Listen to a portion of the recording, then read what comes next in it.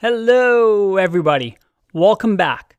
And in this video, I want to show you something that got me really excited when I first started learning Node. And hopefully you get just as excited as I am as we go through this video and then do a little bit of a challenge. It's going to blow your mind. At least it did for me when I first started learning to code. Now, in the previous video, we talked about something called the FS module that comes with Node. And this is something that is built into Node, and the way we get it is, we just do const. Well, actually, we need a file first, so let's do a touch script.js. We'll create a new script. Perfect. All right, we can close that because we don't need this. And in the script.js that we have in this folder, awesome Node, we can have const fs equals require fs. So fs here stands for file system. And if you have Node downloaded, you have access to this by just doing this. Now, why is this so exciting and so useful? Well, because fs, file system, allows you to access our file system, which again, doesn't sound that exciting, but let me demonstrate what happens and why this is useful. So bear with me here. I'm going to do a bit of coding and then I'm going to explain exactly what is happening. So we're going to use the fs read file. It's pretty self-explanatory. We have a blank parameter, and then we have error for error, data, and this is an arrow function. So the second parameter is a function, and this function has either error or data. So for the error, I'm going to say if there is an error, we'll just throw error. Or we can just say console.log error to really shove it into their face. All right, now, if there wasn't an error, we'll just say console.log, and we'll just log out whatever data is. All right, let me add the semicolons and save that. So what did I just do here? I just imported the FS module that comes with Node, and the FS module has a method, read file, that, it looks like it reads some sort of a file. The first parameter is actual file that we want to do, so the path to the file, which we don't have yet. So let's create one. I'm going to say new file, and we'll call it hello.txt. And with hello.txt, we'll do our classic hello there. And exciting stuff, so exclamation marks. We save that, and now we can say that we want to read the file, hello.txt, from the current directory, hello.txt. Now, this read file method is going to find the file with the path. Okay, so here it is. It's going to read it, and then if there's an error, it's going to spit out an error. If there's some sort of data and everything's successful, it's going to spit out data. With the way we can run this file in Node, first I have to save it. We'll say node script.js, enter, and I got buffer. What is that? And that is because we have to do a little bit of encoding. And what that means is if I do this to string, let's just try this and show you what I mean. And I get hello there. So the read file reads the file, as the name suggests, and it's going to spit out whatever it's reading, data.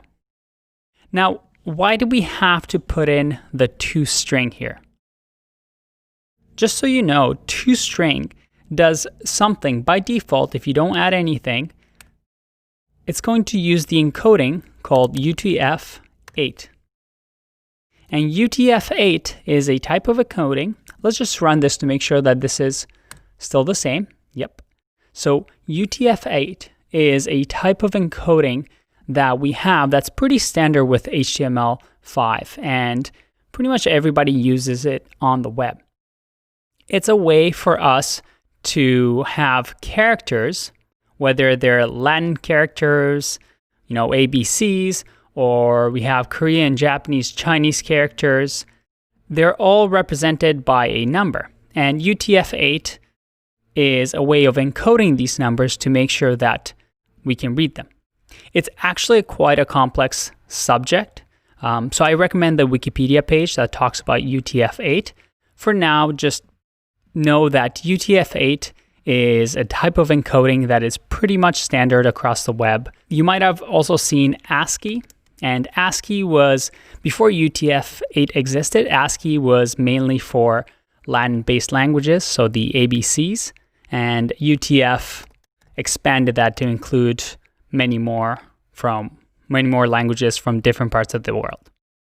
All right, that's a little bit of a tangent that we didn't need to go on, but as you can see over here, we have hello there, and we're able to read the file. All right, very cool. Let me just add one other method to your repertoire. Let's also do fs.readFile sync. And readFile sync works a little bit different than the previous one. And sync stands for synchronous. So let's see what happens. I'm going to put in hello.text once again. And this time I'm just going to leave it like that. And let's just say that this is going to equal the file, and we'll just console.log the file. All right, let me save that and run this. All right, we know once again that we got this because we need to do toString. So let's do that. I'm going to toString.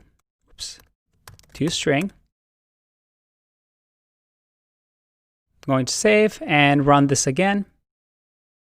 All right, I get hello there. But just to distinguish them, let's just say that this is number 1, and this is number 2. I save this, run this again, and whoa, what just happened? We have 1 coming after the 2. Now, if you've watched the asynchronous synchronous video in this course, then you might understand what's happening here. If not, I'm going to do a quick synopsis, but I do recommend you check out that video. Now, read file is asynchronous, and that's why it has something called the callback function.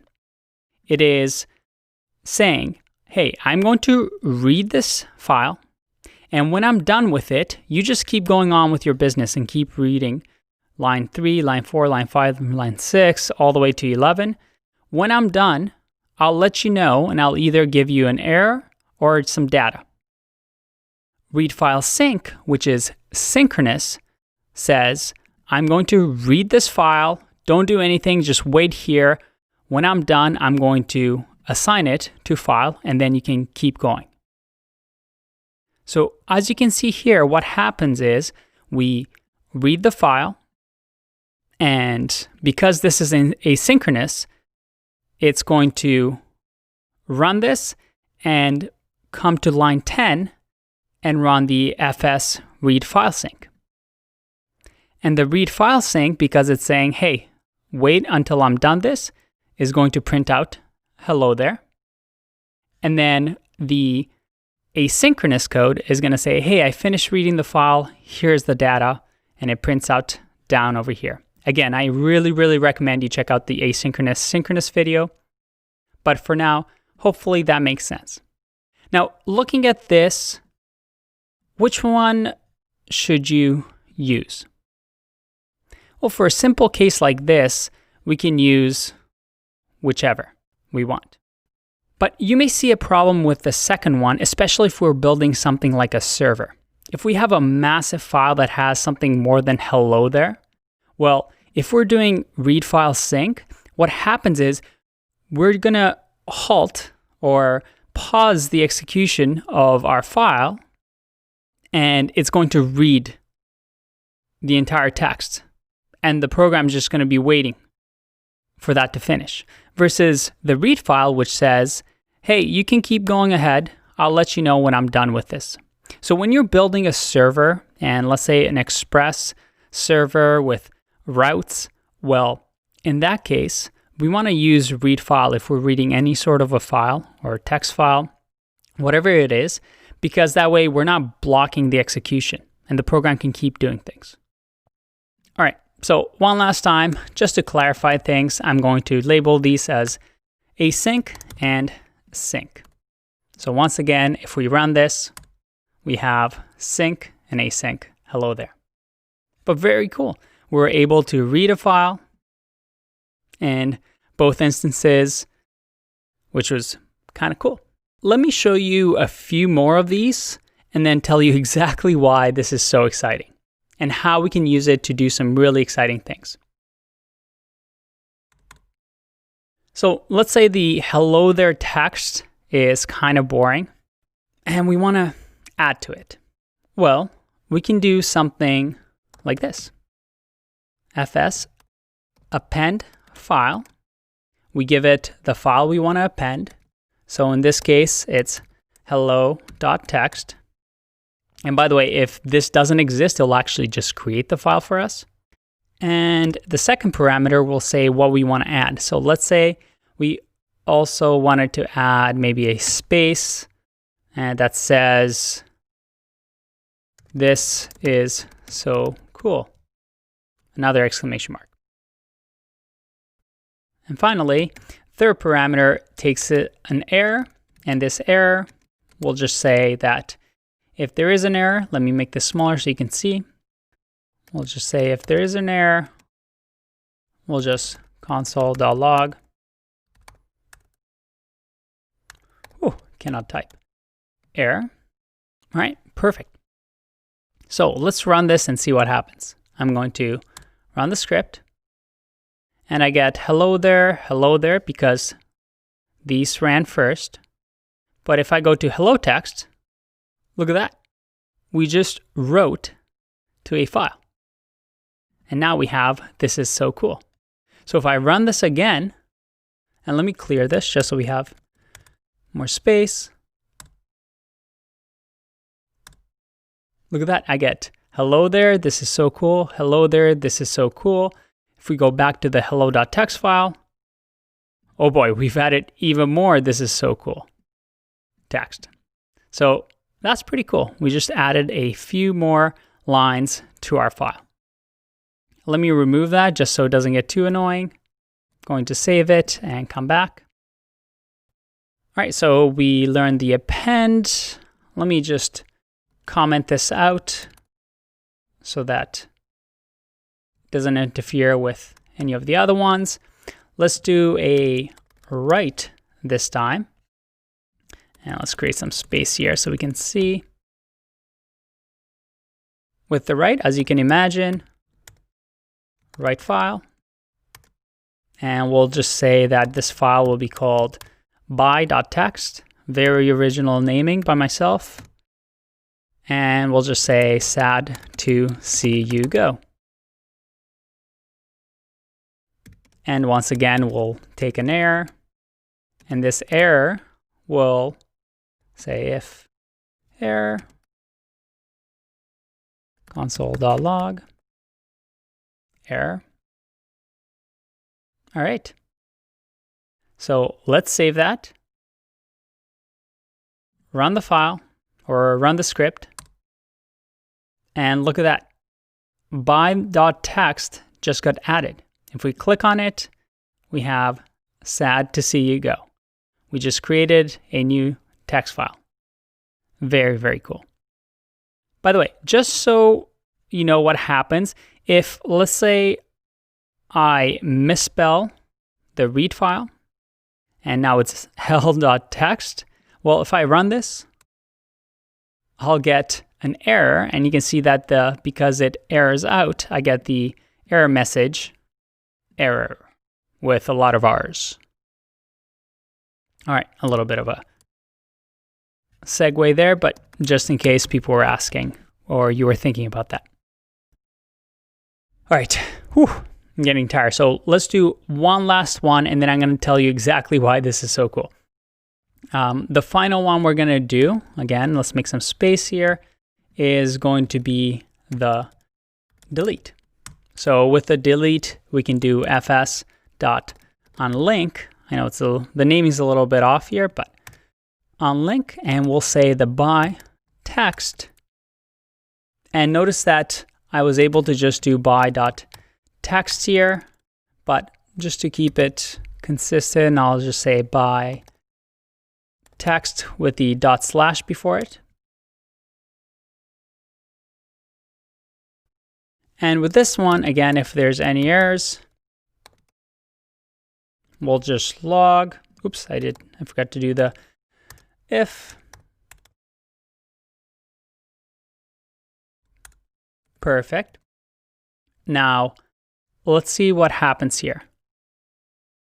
And just for fun, let's just add a console.log here after it's done deleting, and we'll say inception because we're saying bye to the by text. Mind blown. All right, let's run this. I'm going to say, and we'll comment out the write file here because we don't need to write it. We already have the by text.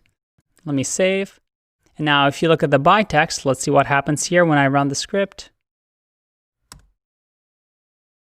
Look at that. The by text was just removed. Inception just happened. Awesome. So that was very exciting for me. Hopefully it was for you as well. But why is this exciting? Well, because now we're able to use programming in JavaScript outside of just web browsers and outside of just building websites and servers. What we can do now with this knowledge is we can make our lives easier. You can think of cases, maybe you want to read an Excel file. And there are things that you can use using read file and using NPM modules that you can read, let's say, columns in an Excel and do some math. Or maybe you have an Excel sheet with all these emails and you want to send out an email to, let's say, 100 people on this list, but you also don't want to be caught spamming people by the Google filter saying that, hey, this account is spamming because they just sent 100 emails in 2 minutes. Well, using something like Node, you can create perhaps something that every 6 hours sends out 5 emails.